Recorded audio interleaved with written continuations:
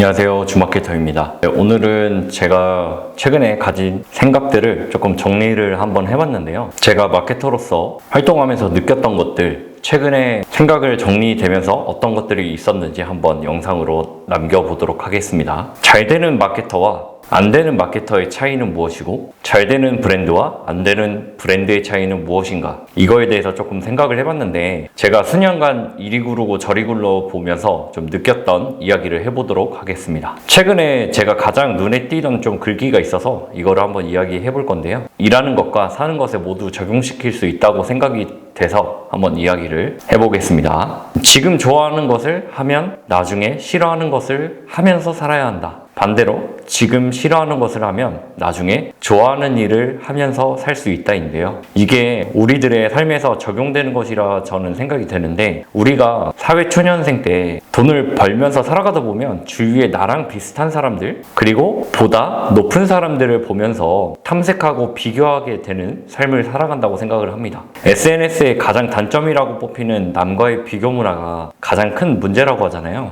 내 친구 누구는 해외를 갔네, 좋은 호텔을 갔네 하면서 내 소득 대비 높은 비중의 소비를 하게 되는 가정, 이 말에도 접목을 해볼 수 있는데요. 한번 예시를 들어보면, 어릴 적부터 검소하게 저축과 투자를 하며 돈을 번 A가 있다고 가정하고, 반대로 남들이 다 하는 유행은 하면서 돈을 소비해 온 B가 있다고 가정하면, 단기적으로는 B가 부러운 인생이라고 할 수 있겠지만 결국 시간의 복리를 생각하며 30대부터 40대, 50대 지날수록 A와 B의 자산 격차와 삶의 질이 확연히 달라질 거라 생각합니다. 제가 30대이다 보니까 이제는 여행이나 이런 것보다도 주변에 투자, 부동산 이런 쪽으로 관심 주제가 바뀐 지인들이 많습니다. 슬슬 결혼도 하고 아이도 낳고 하는 사람들이 많아졌는데, 자연스레 집은? 이라는 질문들이 오고 가고 하더라고요. 동네는 어디야? 빌라야? 오피스텔이야? 아파트야? 자가야? 전세야? 월세야? 신축이야? 구축이야? 끊임없이 궁금해하면서 이게 본인과 어떻게 보면 남을 좀 비교할 수 있는 선택지가 높아지는 저는 현상이라고 느껴졌어요. 초반에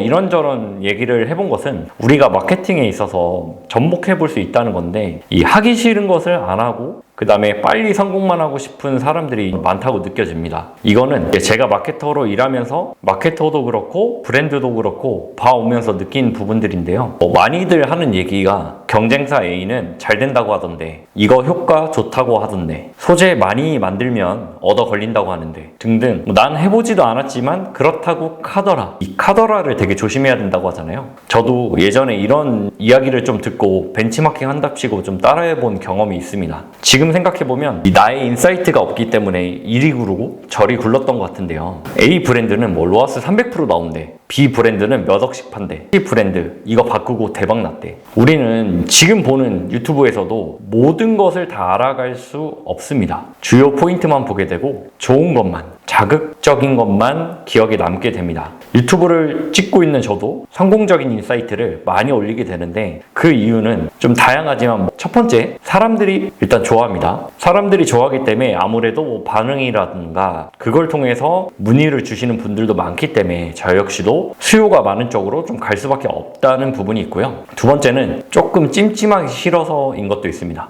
제가 특정 브랜드를 공개해서 하거나 그러진 않는데 기록이 남는 거다 보니까 좀 조심스럽게 돼요. 좀 안 좋은 것들도 이런 사례가 있었다, 이런 사례는 안 좋다라고 얘기하는 게, 어떤 브랜드인지 모르지만 나중에 보다 보니까 내 브랜드면 사실 좀 기분이 안 좋을 수 있잖아요. 괜히 저도 좀 그런 부분이 좀 조심스럽다 보니까 안 하게 되는 이유가 있습니다. 그래서 조금 잘 되는 좋은 사례, 성공 사례들만 좀 위주로 하는 부분이 있습니다. 간혹 브랜드 쪽에서 저한테 이렇게 말하는 경우가 있는데요. 마케터님, A라는 브랜드 이렇게 나온다는데 우리도 해보시죠. 이렇게 해보시죠. 마케터로서 사실 기분이 좋지는 않습니다. 외부에서 우리 말이 아니라 외부에서 카더라를 듣고 그대로 따라하는 것은, 이게 우리가 인사이트 없어서 저희는 팔랑귀입니다, 약간 이렇게 하는 거랑 좀 비슷하다고 저는 생각을 하거든요. 근데 그렇다고 틀린 말이 아닐 수 있기 때문에 저도 정리를 해봅니다. 내가 놓치고 있는 게 있나? 어떤 방식으로 접근해야 할까? 하고 생각하고 무작정 따라하는 게 아니라 우리의 브랜드에 맞게 접목하는 방식을 찾으려고 노력을 합니다. 실제로 많은 마케팅 책, 심리학 책, 요즘 강의도 많죠. 그런데 그런 것들을 보고 더 많은 공감과 이해를 시켜야 잘 팔린다는 것은 인지를 하고 있어요. 하지만 실제 시도하는 사람은 전 별로 없다고 생각을 합니다. 단지 잘 되는 브랜드를 보면서 상세 페이지는 저렇게 베껴야지, 광고 소재는 이렇게 따라해봐야지 할 뿐, 내가 분석하고 고민해서 만드는 사람은 극소수라고 저는 생각을 합니다.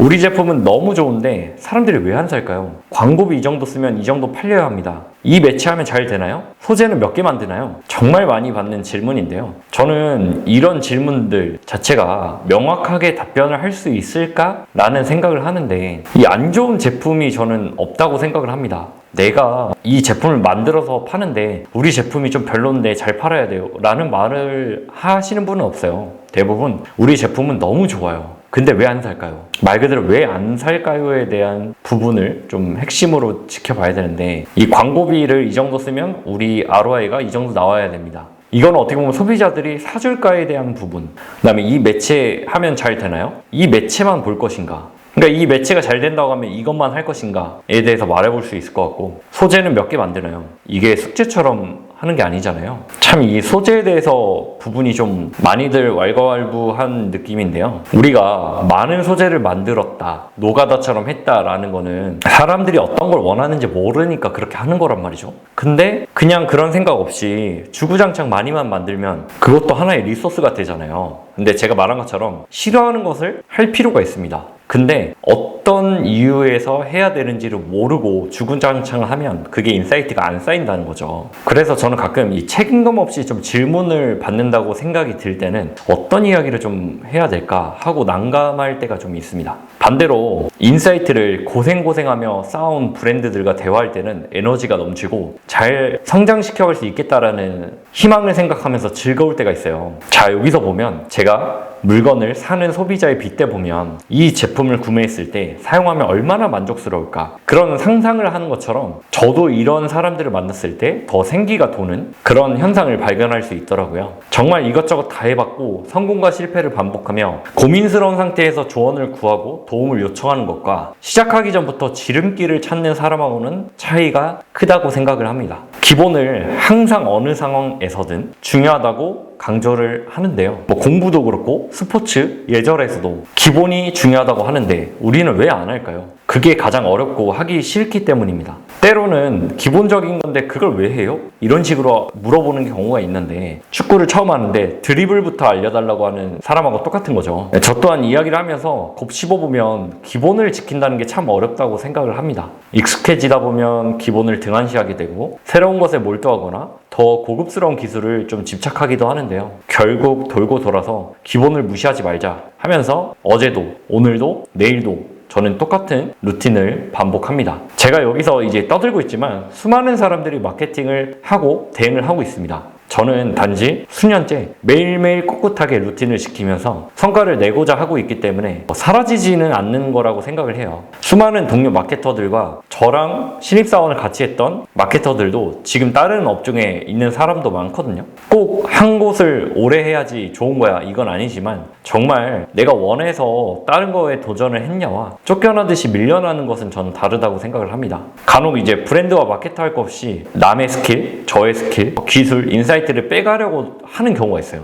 근데 이미 저 같은 경우는 많이 공개하면서 살고 있고, 우리가 아이보스에서도 수많은 인사이트들이 왔다 갔다 하잖아요. 근데 이것저것 물어보기만 하고 정작 나중에 조금 발만 담가보고 이거 정말 효율 안 좋다, 내가 해봤어 하는 경우가 정말 저는 수두룩 봐왔습니다. 모두가 똑같이 따라한다고 잘 되면 왜 고민을 할까요? 다 따라하면 되는데 결국은 내가 어떻게 접목하느냐, 가공하느냐에 따라서 똑같은 방법도 변형만 어떻게 하냐에 따라서 달라지게 되는 것 같아요. 우리가 계란 후라이 같은 경우도 하나의 방법만 있다고 생각하지만 조금씩 변형해서 수많은 방법이 있듯이 얼마나 생각을 하고 행동으로 옮겨봤냐, 얼마나 많이 시도해봤냐, 얼마나 많이 깨져봤냐, 저는 거기서 소량의 성공을 경험해봤냐, 이게 되게 중요한 것 같은데요. 그리고 이 작은 성공을 키워봤냐, 이것이 마케터에게 좀 필요한 것이 아닐까 싶어요. 제가 약간 좀 최대한 비슷한 비유를 좀 하려고 노력하는데, 이 팀의 간판 3할타자도 반대로 따지면 7할은 아웃당하거든요. 하지만 꾸준히 경기에 나와서 필요할 때마다 클러치 능력을 보여주니까 팬들에게 사랑을 받고 기억에 남는다고 저는 생각을 하는데, 저도 작은 성공들이 이어지면서 지금까지 보람차게 마케터 생활을 이어가고 있다고 생각을 합니다. 저는 이 일이 매우 즐겁거든요.